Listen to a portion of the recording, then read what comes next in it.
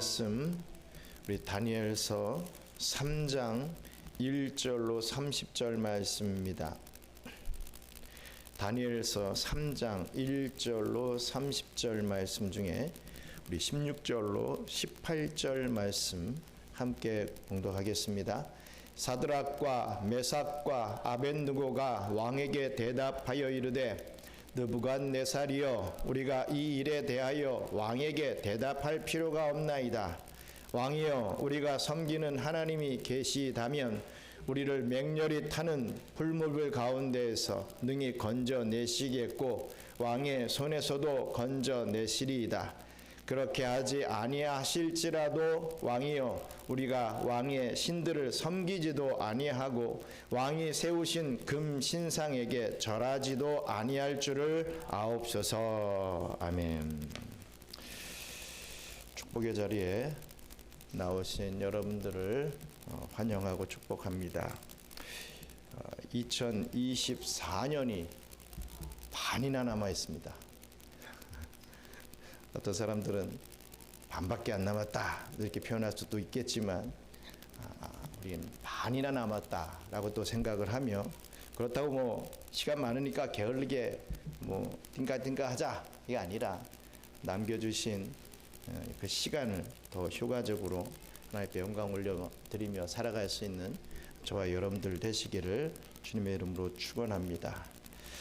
그렇습니다. 우리 사람들을 분류할 때는 우리는 보통 이 긍정적인 사람 그리고 부정적인 사람 이렇게 두 가지로 구분하게 됩니다.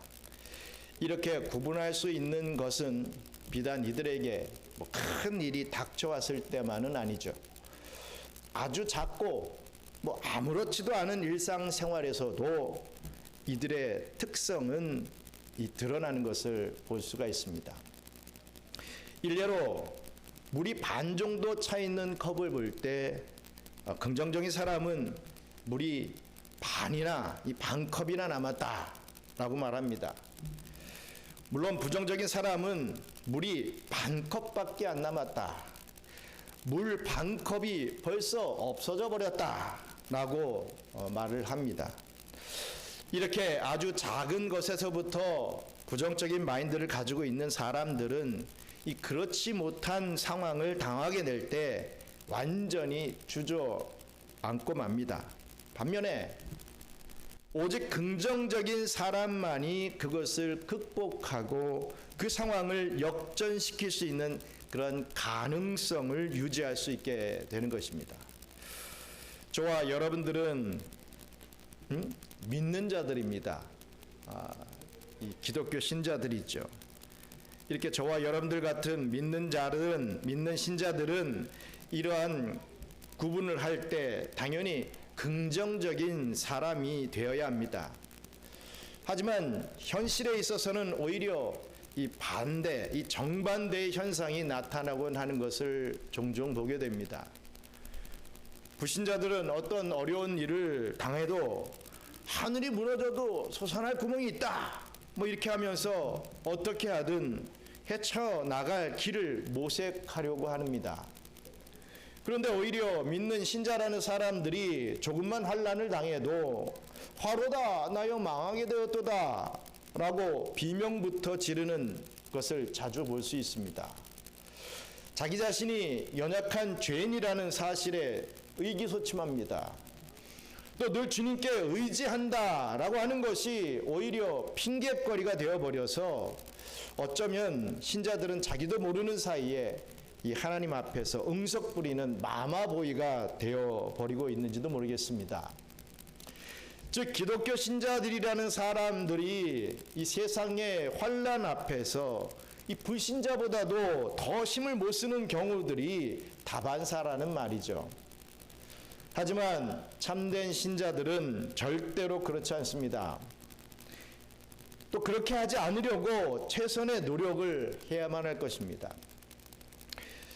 정말 제대로 은혜 받고 제대로 신앙생활하고 있는 하나님의 자녀들은 힘들 때, 넘어질 때, 또 아플 때를 통해서 더욱 튼튼하고 이 성숙한 모습을 보여주게 되어 있는 것입니다. 물컵에 물이 반이나 남았다고 이 낙관적으로 볼 줄 아는 사람도 있는데, 하물며 살아계신 하나님께서 끝까지 자기 곁에 계신 줄을 아는 신자가 어찌 매사에 긍정적이지 않을 수가 있겠느냐라는 말씀입니다. 오늘 본문 말씀은 바로 이런 점에 있어서 우리들에게 모범을 보여주는 모범 다반과도 같은 말씀입니다. 이 다니엘서에는 다니엘뿐만 아니라 그의 세 친구들인 이 사드락, 메삭, 아벳느고도 매우 훌륭한 신앙의 인물이었다라고 하는 것을 유감없이 보여주고 있습니다. 오늘 이 한 시간 이 다니엘의 세 친구가 자신들에게 닥친 환난을 통과하면서 얼마나 멋있는 신자의 모습을 보여주었는지를 함께 알아보고 큰 은혜와 또한 도전을 받게 되시는 저와 우리 경영의 성도님들 되시기를 간절히 바랍니다. 먼저 환난을 당할 때 신자는 하나님을 더욱 확신하는 기회로 삼는다라는 것입니다.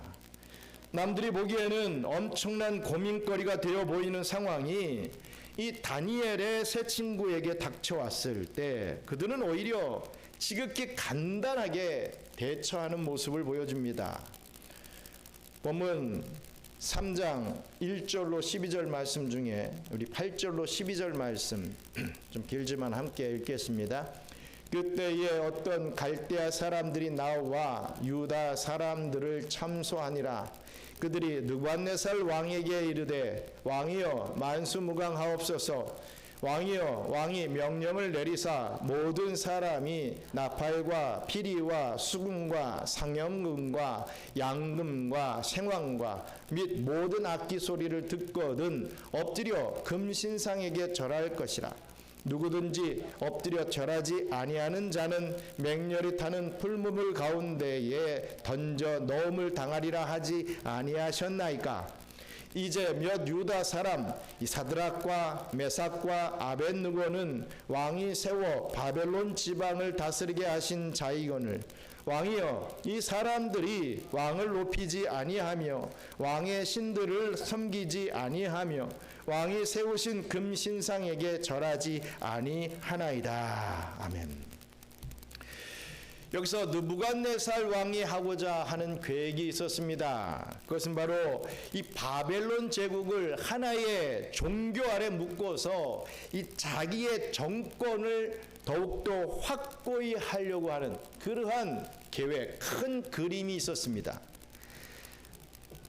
본문의 앞장에 보시면 다니엘이 바벨론 제국의 상태를 신상의 머리요 정금으로 만들어졌다 라고 이렇게 이 느부갓네살 왕에게 말을 해주는 그런 내용들이 나오고 있는데, 느부갓네살 왕은 바로 거기에서 아이디어를 얻어서 자신의 형상대로 금신상을 만들었을 것입니다. 어쨌든지 본질적으로는 그 옛날 일본 제국주의 시절에 일본인들이 이 천황 숭배 사상을 강조하였던 것과 같이 이 제국 산하의 모든 민족들을 정신적으로 하나로 만들려고 하는 그런 시도했던 것과 이 조금도 다르지 않은 그런 상황인 것을 보게 됩니다. 그러한 느부갓네살 왕의 명령 앞에서 그 어느 누구도 선택의 여지가 있을 수 없었습니다. 바벨론 제국 산하의 모든 관리들은 느부갓네살 왕이 주는 월급을 받아 먹으며 살고 있었으니 그 신상 앞에 절하라고 하는 명령은 그 누구도 거절할 수 없었던 것입니다. 한 나라도 당연히 그러한데 우리 보통 보면 회사에서도 월급을 주기 때문에 회사에서 하라고 하는 대로 따를 수밖에 없는 그런 상황이 되지 않겠습니까? 지금 그런 상황이라는 거죠. 거기서 끝나지 않았습니다. 더 나아가 그 명령을 거역하면 화형에 처한다라고 하는 그런 명령까지 내려져 있으니 더욱 거절이라는 것은 생각조차 할 수 없었던 것입니다. 사드락과 메삭과 이 아벳느고는 바로 그러한 절박한 상황에 처하게 되었던 것이죠. 저와 여러분들 생각에는 상당히 난감한 상황 같지 않습니까? 이렇게 해야 되나 저렇게 해야 되나, 이게 답이 뭐지, 어떻게 해야 살아남을 수 있지, 참 많은 생각을 하게 하는 그런 상황 같습니다. 왕의 명령을 따르자니 아무래도 신앙 양심에 걸리는 일 같습니다. 그래서 거역하자니 뭐 당장 밥줄은 물론이요, 목이 달아날 판이니 정말 선택하기 어려운 그런 처지처럼 보이는 것입니다.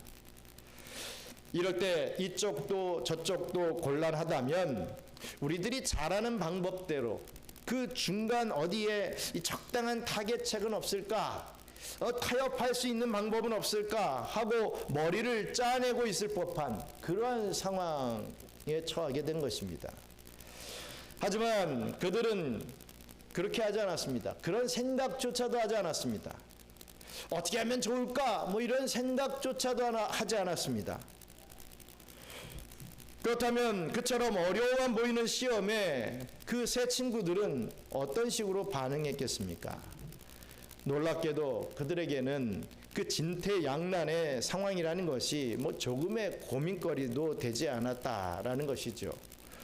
그 세 친구들은 그런 명령을 받고 신상 앞에 섰을 때 무슨 선택의 여지를 두고 뭐 고민을 했다든지, 뭐 어떻게 적당하게 해결해 보려고 타협책을 모색했다든지 하는 그런 기색은 조금도 찾아볼 수 없습니다.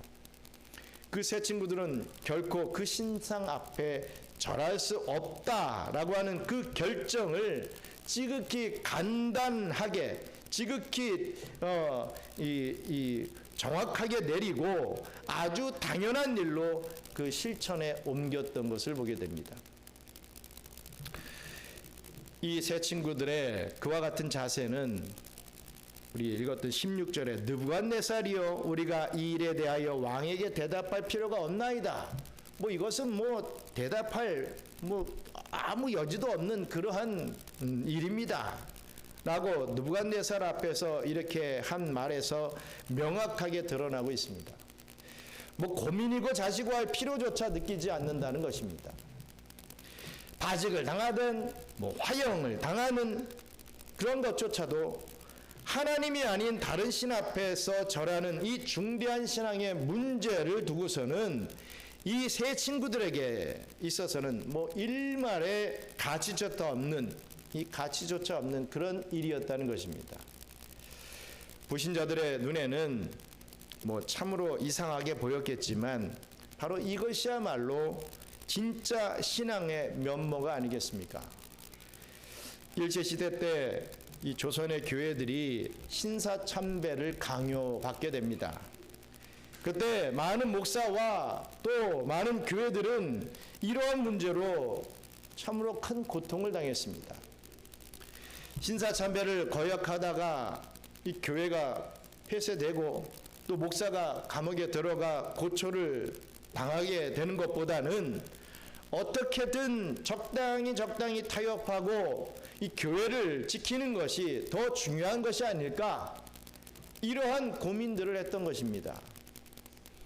그래서 옛날에 이 한경진 목사님도 내가 신사참배를 했습니다, 뭐 회개하는 그런 성명도 하시는 것을 보지 않았습니까? 참 한국의 기라성 같은 목사님들도 이렇게 신사참배에 참여하는 그런 비극을 겪게 되었던 것이죠. 뭐 신사참배가 꼭 뭐 우상숭배가 아니라 그저 뭐 국민 의례 정도로만 우리가 받아들이면 성경적으로도 용납될 수 있는 것은 아니겠는가, 이러한 고민에 갈팡질팡했었던 것을 보게 됩니다. 하지만 진짜 목사들에게는, 진짜 신자들에게는 이러한 것이 뭐 아무런 문제거리조차 될 수 없었던 것이죠. 그 어떤 상황에도 우상 앞에서는 절할 수 없다라고 하는 아주 명료하고도 간단하게 결론을 내리고서 이 나머지는 하나님의 손에 다 맡기고 자기의 신앙을 보여주었던 것입니다. 그렇습니다. 어려운 시험이 닥쳐오면 아이고 내가 이런 형편에서도 뭐 신앙생활을 해야 하나, 내 상황이 이럴 수밖에 없는데 어쩔 수 없잖아. 나보러 어떻게 하라는 거야. 뭐 이렇게들 얘기를 하죠. 이런 경우만큼은 어떻게 성경적으로 또 용납되는 길은 없을까? 분명히 하지 말라고 했는데 하는 것도 또 뭐 용납해주는 그런 방법은 없을까? 우리 교단의 역사를 보면 그 옛날 이 고신 이 대학교가 있을 때 신자들끼리 소송을 걸 수 없다라고 하는 분명한 하나님의 말씀을 그 모토로다가 우리가 시작을 했던 이 교단인데, 막상 자기들끼리 어떤 이 재산권이 닥치게 되자 이것을 포기할 수 없으니까 세상 법정에 이것을 재판해달라고 상소를 합니다. 그럴 수 없다라고 주장을 하며, 그 어떠한 경우도 그럴 수 없다라고 주장을 하며 우리 이 교단이 다시 만들어지는 그런 역사적인 과정이 있었죠. 이런 경우는 뭐 괜찮지 않을까? 저런 경우는 또 뭐 용납해주지 않을까? 많은 부분들이 우리 신자들이 그런 생각을 하는 것을 봅니다. 하지만 이렇게 고민하는 것을 우리는 당연히 여겨서는 안 되는 것입니다. 왜냐하면 하나님과 우상을 두고 그 사이에서 어떤 선택의 고민을 시작하고 어떤 경중을 달아보기 시작을 하면 바로 그 자체가 이미 불신앙적인 것이기 때문입니다. 나중에는 뭐 어떻게 되더라도 그 어떤 경우에도 나는 하나님 아닌 다른 것에는 절대로 양보하거나 머리를 숙일 수 없다. 나와 내 집은 무조건 여호와만 섬기겠노라 라고 결단하고 우리는 말할 수 있어야 되는 것입니다. 참된 신자의 결론은 이처럼 항상 간단 명료한 것이지 결코 복잡하고 결코 어려운 선택 사이에서 우왕좌왕하는 것이 될 수 없습니다. 환난 때문에 불신하는 약골교인이 아니라 환난이 배경이 되기 때문에 자신의 신앙을 더욱 뚜렷하고 분명하게 나타낼 줄 아는 저와 우리 경영의 성도님들 되시기를 간절히 바랍니다. 또 우리 둘째로, 환난을 당해도 신자는 불신자들 앞에서 더 당당하게 전도할 수 있어야 되는 것입니다. 우리 다니엘의 세 친구들이 우리에게 보여주는 두 번째 모범의 그 모습이 바로 이런 것이었습니다. 우리 다니엘서 3장 13절로 18절 말씀 함께 읽겠습니다. 느부갓네살 왕이 노하고 분하여 사드락과 메삭과 아벳노고를 끌어오라 말하매 드디어 그 사람들을 왕의 앞으로 끌어온지라. 느부갓네살이 그들에게 물어 이르되, 사드락 메삭 아벳노고야, 너희가 내 신을 섬기지 아니하며 내가 세운 금신상에게 절하지 아니한다 하니 사실이냐? 이제라도 너희가 준비하였다가 나팔과 피리와 수금과 상염금과 양금과 생황과 및 모든 악기 소리를 들을 때 내가 만든 신상 앞에 엎드려 절하면 좋거니와, 너희가 만일 절하지 아니하면 즉시 너희를 맹렬히 타는 풀무불 가운데에 던져 넣을 것이니 능히 너희를 내 손에서 건져낼 신이 누구이겠느냐 하니, 사드락과 메삭과 아벳노고가 왕에게 대답하여 이르되, 느부갓네살이여, 우리가 이 일에 대하여 왕에게 대답할 필요가 없나이다. 왕이여, 우리가 섬기는 하나님이 계시다면 우리를 맹렬히 타는 풀무불 가운데에서 능히 건져내시겠고 왕의 손에서도 건져내시리이다. 그렇게 하지 아니하실지라도 왕이여, 우리가 왕의 신들을 섬기지도 아니하고 왕이 세우신 금신상에게 절하지도 아니할 줄을 아옵소서. 아멘. 다니엘의 세 친구들은 이 동료들에 의해서 고발을 당했습니다. 참 뭐 좀 제대로 신앙생활을 하려고, 바른 삶을 살려고 하면 꼭 옆에서 가만두질 않지요. 고발을 합니다. 그래서 영락없이 이 느부갓네살 왕 앞에 끌려 나오게 되었던 것입니다. 느부갓네살 왕은 이미 분노가 머리끝까지 치밀어 오른 상태였습니다. 하지만 이들에게 마지막으로 기회를 한 번 더 주려고 했습니다. 이것은 자비로운 마음에서 그랬다라기보다는 지금이라도 이들이 느부갓네살 왕 자기 명령에 복종하는 모습을 보여주어야 많은 신하들 앞에서 자신의 체면과 또 권위를 훨씬 더 세울 수 있을 것이라는 그런 계산 때문이었습니다. 하지만 그런 느부갓네살의 기대와는 달리 이 세 친구들은 여전히 그 명령에 복종하려 하지 않았습니다. 뜻을 굽히지 않았습니다. 이제는 아예 한술 더 떠서 16절에 느부갓네살이여 라고 이 왕이라고 하는 호칭까지도 붙이지 않고 부름으로써 이런 제의에 대답할 필요성조차 느끼지 않는다고 아주 간단하게 일축하는 모습을 보여주었습니다.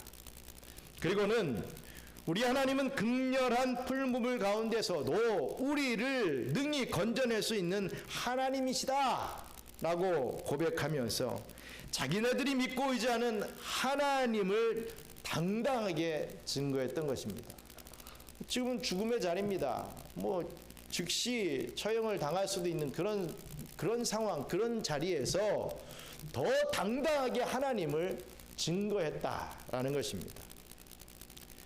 하지만 이 세 친구들은 하나님의 능력과 하나님의 뜻을 혼동하지는 않았습니다. 아주 중요한 부분이죠.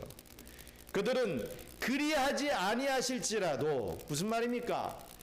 하나님께서 우리를 풀무불에서 구원해내지 아니하실지라도 우리가 그 극렬한 풀무불에서 죽음을 당할지라도 우리는 왕의 금신상 앞에 절하지 아니할 줄로 아십시오 라고 하는 실로 아주 당당하게 하나님을 증거했던 것입니다.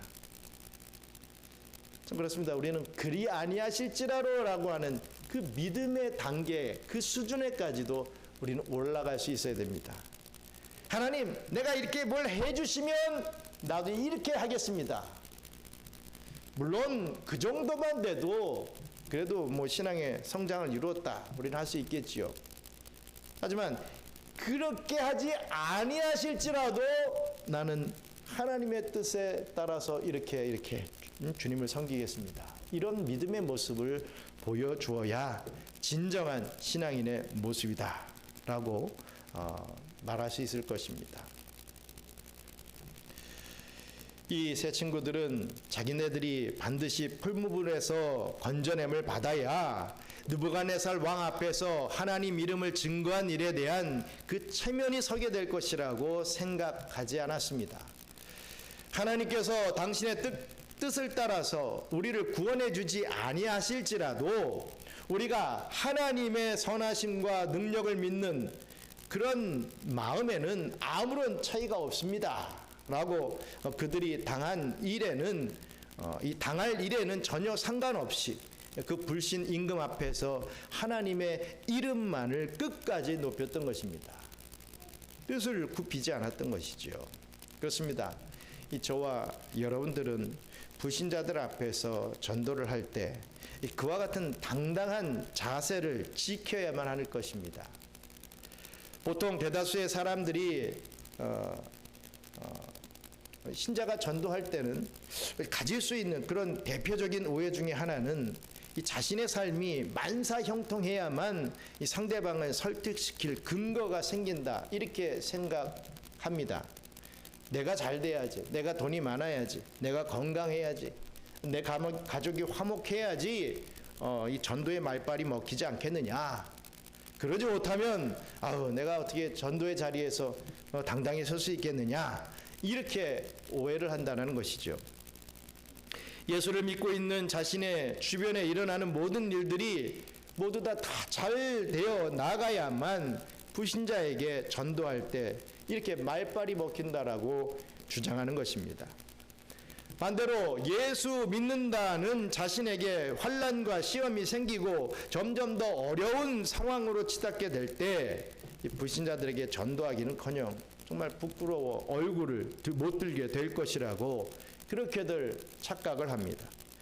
물론 현실적으로는 그러한 신자들의 마음을 이해할 수 있습니다. 하지만 사실에 있어서는 그래서는 안 되는 것입니다. 왜냐하면 신자는 자신이 시험과 환난을 극도로 당하는 순간에도 오히려 더욱 강하게 하나님을 증거할 수 있기 때문입니다. 불신자가 보기에는 하나님을 증거하기는커녕 이 저주라도 할 만한 지경을 당하게 되었을 때에도 이 변함없이 이 하나님을 향한 그런 신실함과 충성심을 보이는 자세를 보여주게 되면 그 불신자는 더욱 큰 자극을 받게 될 것이기 때문입니다. 저와 여러분이 가난하고 또 육신의 병이 있고 또 집안에 큰 환난을 당하게 될 때 주변의 이웃들을 마치 주변의 이웃들은 마치 욥의 아내와 같이 여러분들에게 이런 말을 할 것입니다. 하나님을 욕하고 죽으라 라고 하는 말까지 하게 될 것입니다. 바로 그러할 때 저와 여러분들이 당신이 하는 말은 어리석은 자들이 하는 말과 같다 라고 말하며 주신 자도 여호와시요 또 취하신 자도 여호와 아니겠는가. 끝까지 하나님을 의지하고 조금도 원망하지 않아야 된다 라고 하는 그 자세를 굳건히 지킨다면 그것이야말로 하나님의 살아계심을 전하는 의연한 모습이 될 수 있을 것입니다. 이처럼 잘 될 때뿐만 아니라 자기 인생의 주변 상황이 악화되는 상황 속에서도 조금도 부끄러워하지 않고 하나님의 성호를 더욱 당당하게 증거할 수 있는 우리 경영의 성도님들 되시기를 간절히 바랍니다. 끝으로 그 어떤 최악의 상황, 이 환난 속에서도 신자는 더욱 예수님을 진하게 체험할 수 있어야 합니다. 다니엘서 3장 24절로 30절 말씀 같이 읽겠습니다. 그때에 느부갓네살 왕이 놀라 급히 일어나서 모사들에게 물어 이르되 우리가 결박하여 불 가운데에 던진 자는 세 사람이 아니었느냐 하니 그들이 왕에게 대답하여 이르되 왕이여 옳소이다 하더라.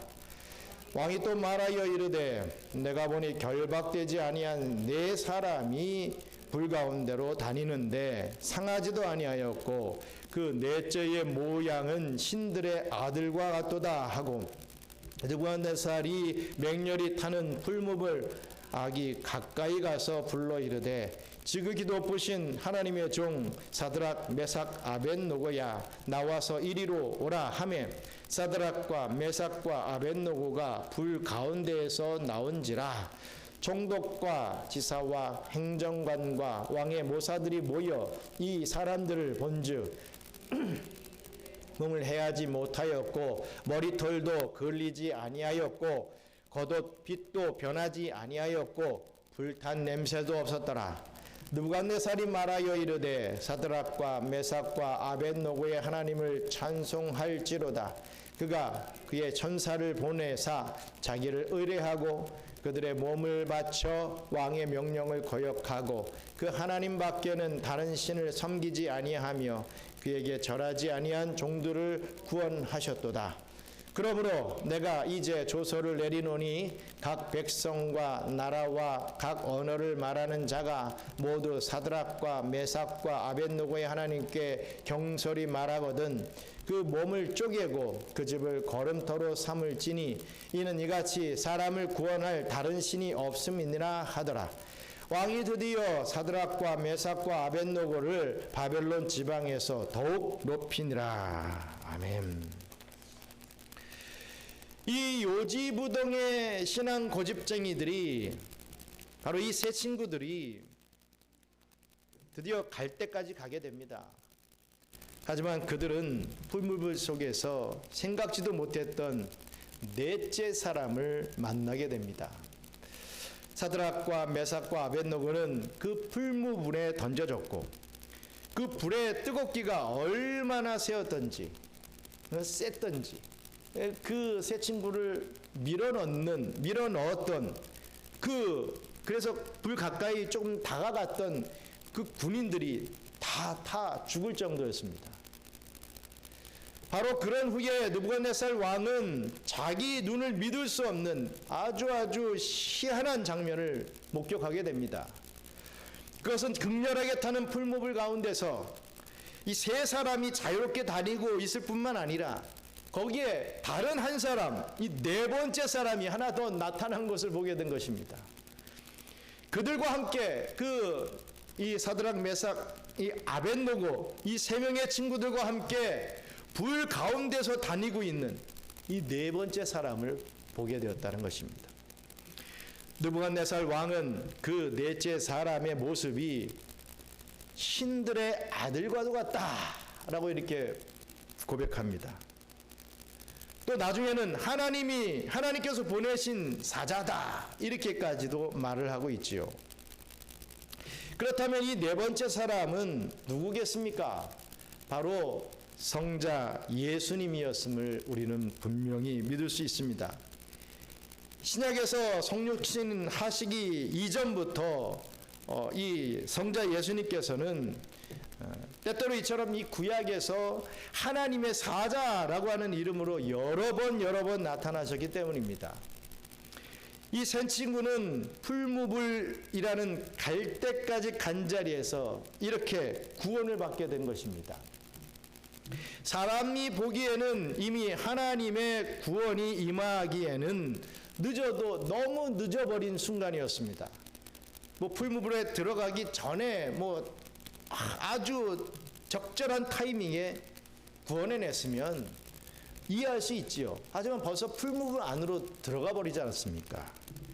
들여보내는 군인들까지도 타 죽는 엄청난 풀무불에 들어가 버렸습니다. 이제 끝난 것입니다.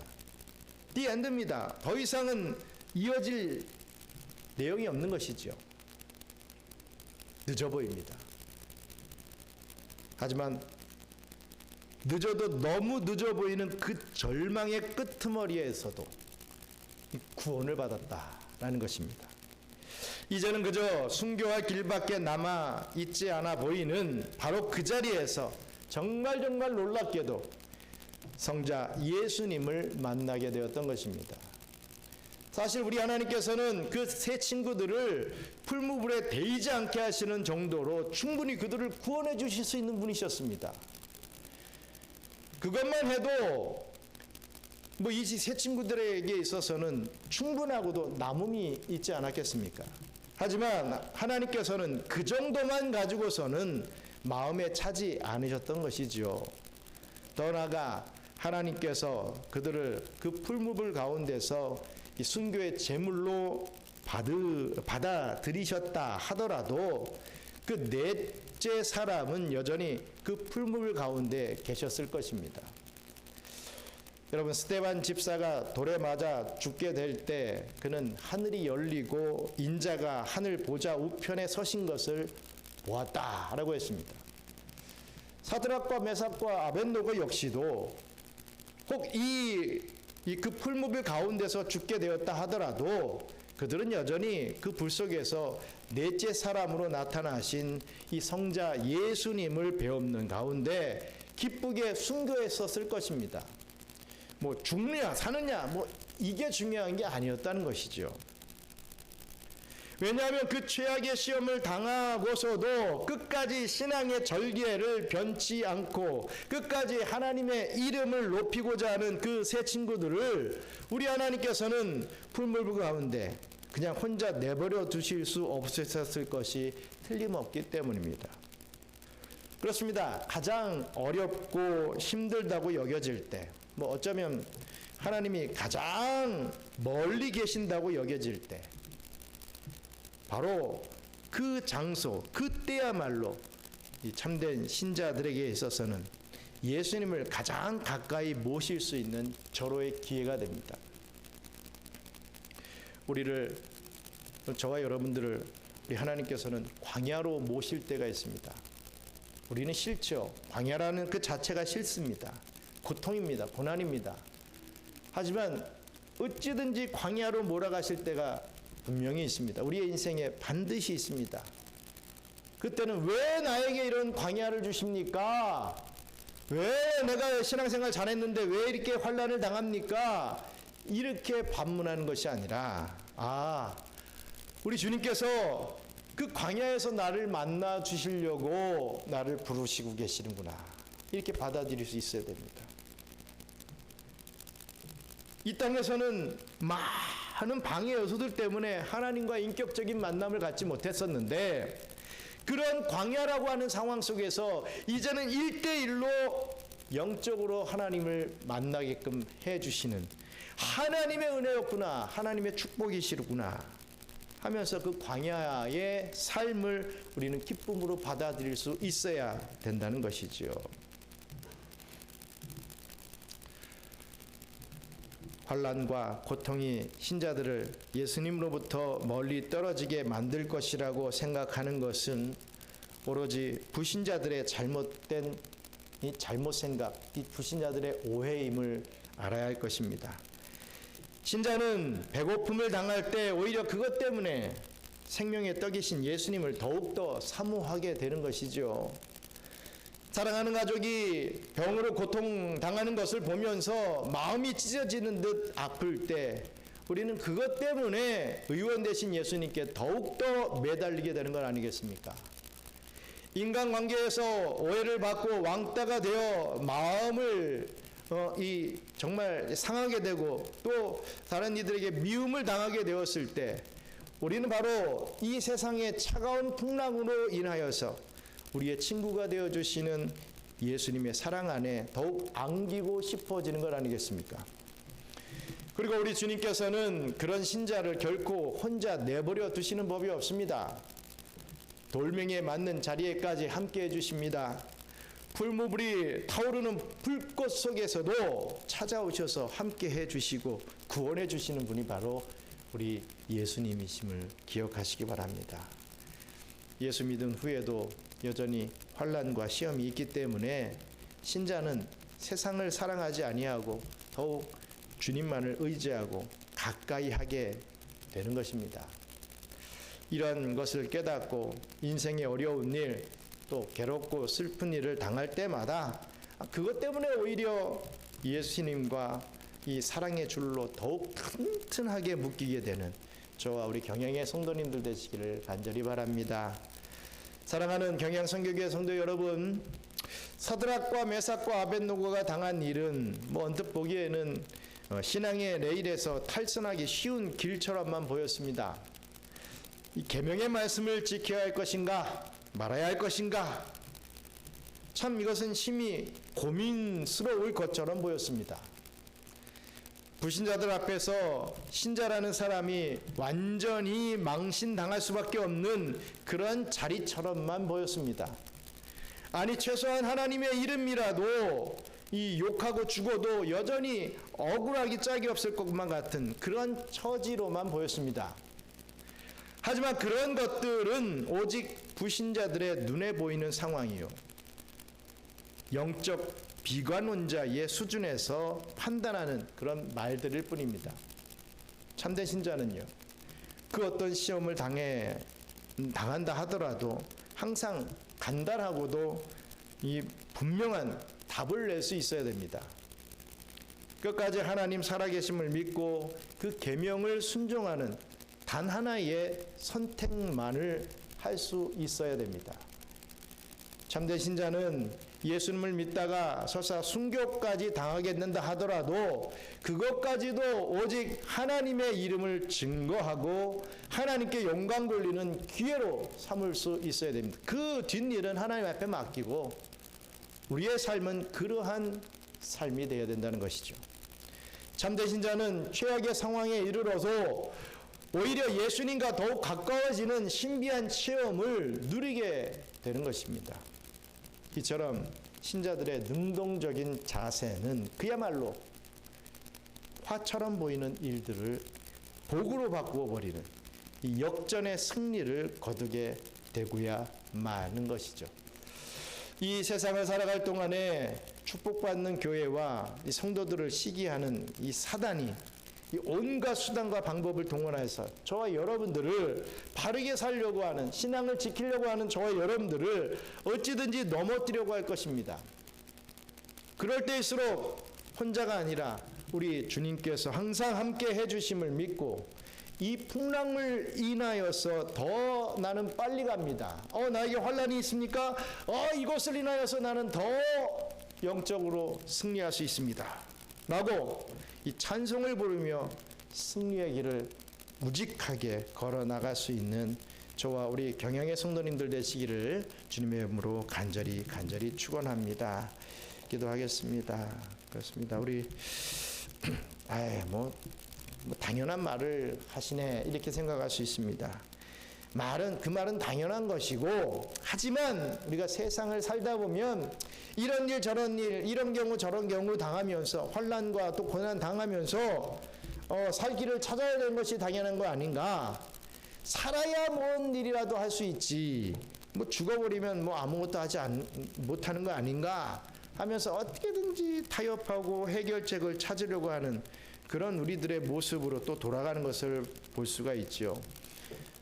하지만 분명한 것은 우리가 그러한 선택을 한다 할지라도 원론적인 것은 이러한 삶이 하나님이 기뻐하시는 삶이요, 우리가 살아가야 할 삶이라는 것을 깨닫고 우리는 어찌든지 이 삶을 쫓아가야 된다라고 결단하며 살 수 있어야 될 것입니다.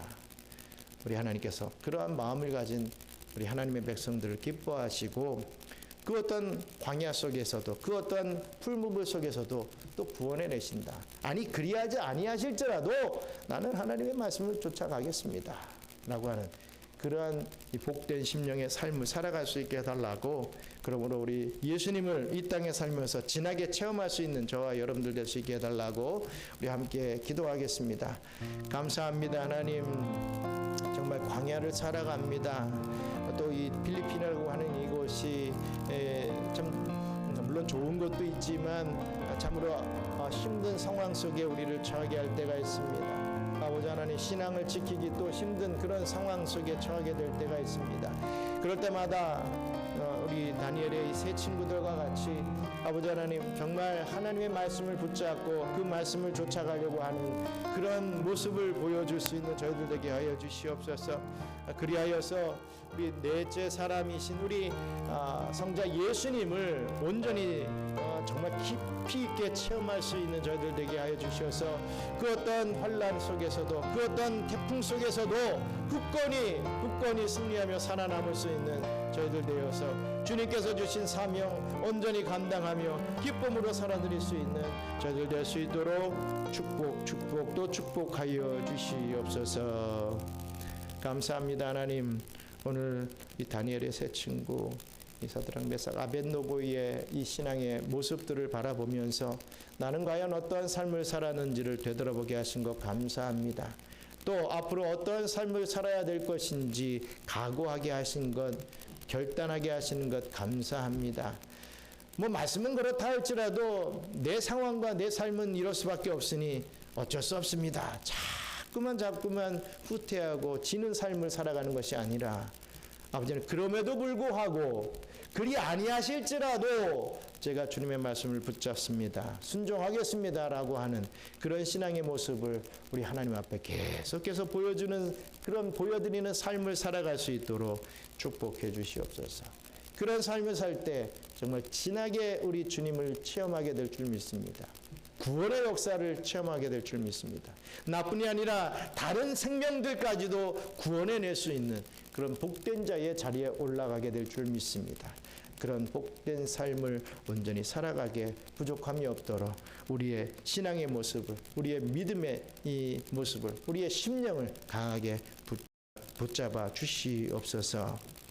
이제는 우리 구주 예수 그리스도의 은혜와 그 크신 하나님의 사랑과 보혜사 성령님의 교통감화 위로 충만하심이 시험과 환난이 엄습한다 할지라도 두려워하거나 힘들어하지 않고 더욱 말씀에 순종함으로 결단하며 많은 불신자들 앞에서 당당히 전도하기를 소원하는 우리 경양선교교회 모든 성도들 머리머리 위에 이제로부터 영원토록 함께 있을지어다. 아멘.